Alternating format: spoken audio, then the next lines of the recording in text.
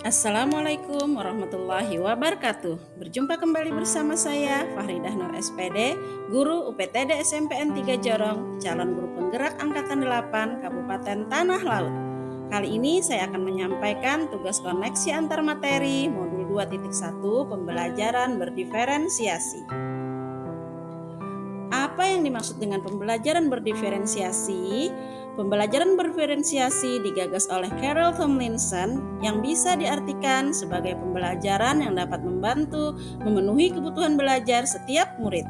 Pembelajaran berdiferensiasi merupakan sebuah pembelajaran yang menuntut guru untuk mengerti kebutuhan dari setiap murid yang akan diajar. Lalu, mengapa harus pembelajaran berdiferensiasi? Pembelajaran berdiferensiasi dilaksanakan dengan pertimbangan bahwa setiap murid adalah individu unik dengan perbedaan dalam latar belakang, kemampuan, kelebihan, maupun kekurangannya masing-masing. Setiap murid mempunyai minat, bakat, gaya belajar, kemauan, dan motivasi yang berbeda-beda dalam proses pembelajaran.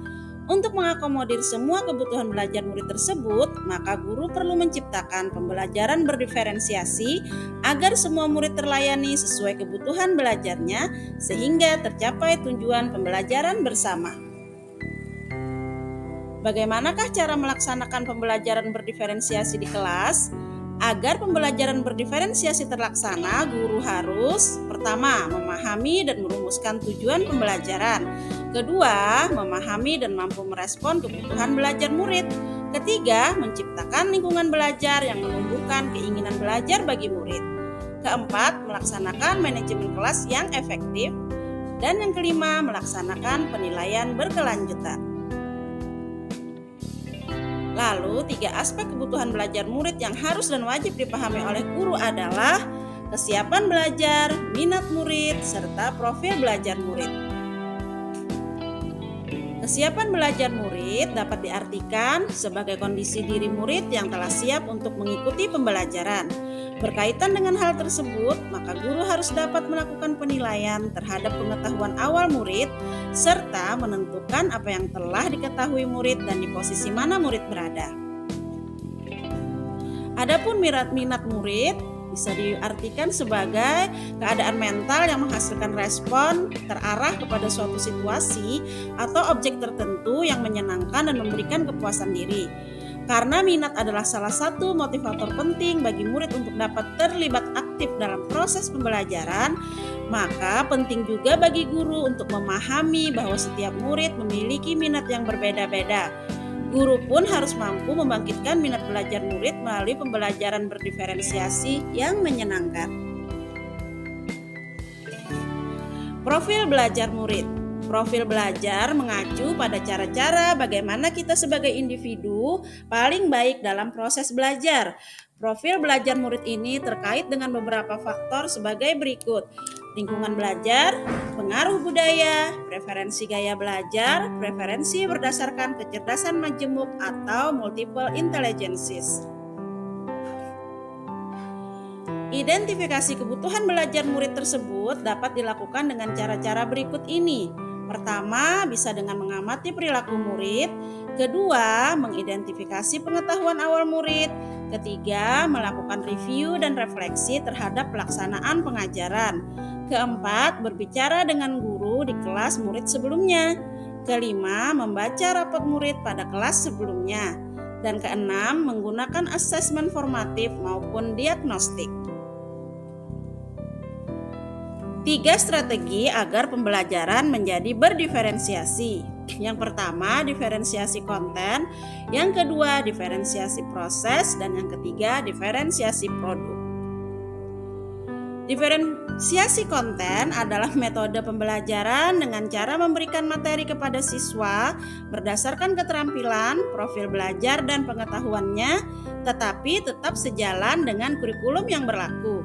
Mendiferensiasi konten dapat dilakukan dengan membedakan pengorganisasian dan format penyampaian konten tanpa merubah atau menurunkan standar kurikulum.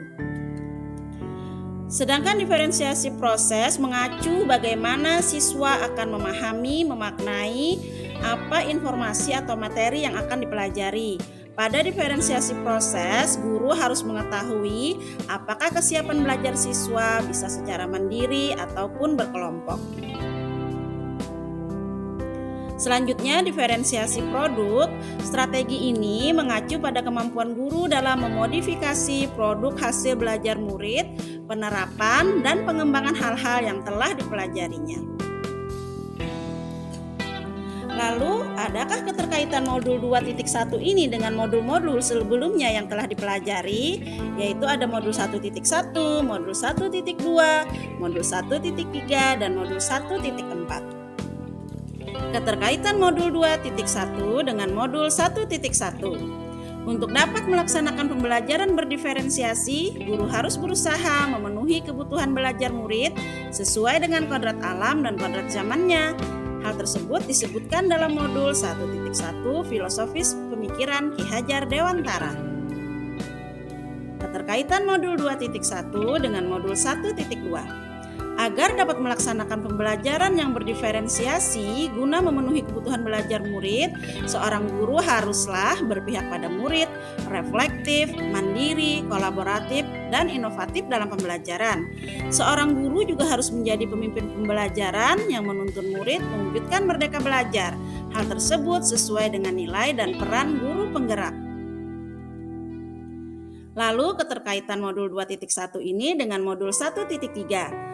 Pembelajaran berdiferensiasi bisa menjadi salah satu strategi untuk mewujudkan visi guru penggerak yang harus melaksanakan pembelajaran berpihak pada murid. Lalu kita lihat keterkaitan modul 2.1 dengan modul 1.4. Pada pelaksanaan pembelajaran berdiferensiasi, sangatlah penting untuk guru dan murid memiliki kesepakatan kelas yang dirumuskan bersama sehingga pembelajaran dapat terlaksana dengan baik sesuai dengan nilai-nilai kebajikan universal yang menjadi budaya positif di kelas maupun di sekolah. Demikian yang bisa saya sampaikan, semoga bermanfaat. Terima kasih atas perhatiannya. Salam guru penggerak, tergerak, bergerak, menggerakkan. Wassalamualaikum warahmatullahi wabarakatuh.